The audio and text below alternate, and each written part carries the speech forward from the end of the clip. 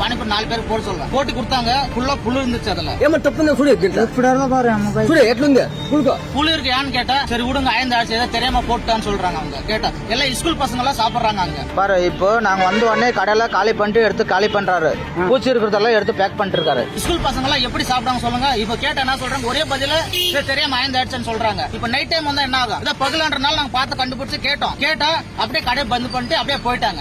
அது எதுக்கு எடுத்து ஊத்துனீங்க நீங்க? இப்ப புதுசா தண்ணி ஊத்தி கலக்குறீங்க. இருங்க ஒரு நிமிஷம் கலக்காதீங்க. எது கலக்குறீங்க நீங்க இப்போ? கலக்காத இருங்க கொண்டாரா. எதுவுமே மிக்ஸ் பண்ண கூடாது. அப்படியே இருக்கணும். ஆசையாக சாப்பிட வாங்கிய பானிபூரியில் காத்திருந்த அதிர்ச்சி.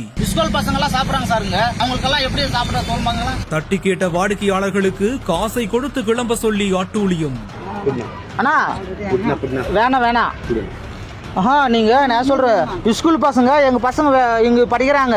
நாளைக்கு அவங்க வந்து பானிபூரி இப்படிதான் புடிச்சுங்க பாரு. அவங்க காசு அங்க வச்சிருக்காங்க எடுத்தாங்க. காசெல்லாம் வேண்டாம். நீங்க பண்ணி தப்பு தான் அது. கிருஷ்ணகிரி மாவட்டம் சூளகிரி ரவுண்டானா பகுதியில் 10க்கும் மேற்பட்ட சாலை ஓர பானிபூரி கடைகள் செயல்பட்டு வரும் நிலையில அதுல பள்ளி மாணவர்கள் முதல் பெரியவர்கள் வரை பானிபூரி வகைகளை சாப்பிட்டு வராங்க. இந்த நிலையில தான் பிலாலம் கிராமத்தைச் சேர்ந்த கங்கா மற்றும் அவரது நண்பர்கள் மாரப்பா, நாராயணன், பாலா ஆகியோர் சாலை ஓர பானிபூரி கடை ஒன்றுல மசால் பூரி ஆர்டர் பண்ணிருக்காங்க. அப்போது கடைக்காரர் கொடுத்த மசால் பூரியில ஏராளமான புழுக்கள் இருந்ததை கண்டு அதிர்ச்சி அடைந்த வாடிக்கையாளர்கள் இது குறித்து கடைக்காரர்கிட்ட கேட்டிருக்காங்க. உடனடியாக சுதாரித்துக் கொண்ட கடைக்காரர் புழு இருந்த உணவுகளை பேக் செய்து விட்டு புதிதா வேறொன்றை தயார் செய்து கொடுத்திருக்காரு. ஆனா வீடியோ ஆதாரத்தோட விடாமல் வாடிக்கையாளர்கள் கேள்வி எழுப்பிய நிலையில கல்லாவில் இருந்த பணத்தை எடுத்துக் கொடுத்த கடைக்காரர் இதை வெளியில் சொல்ல வேண்டாம் என கூறி அவர்களை கிளம்ப சொல்லியிருக்காரு. இதனையும் வீடியோ எடுத்த வாடிக்கையாளர்கள் சிறு குழந்தைகள் உண்ணும் உணவுப் பொருளை கவனமுடன் சோதனை செய்யக்கூடாதா என கேள்வி எழுப்பியிருக்காங்க.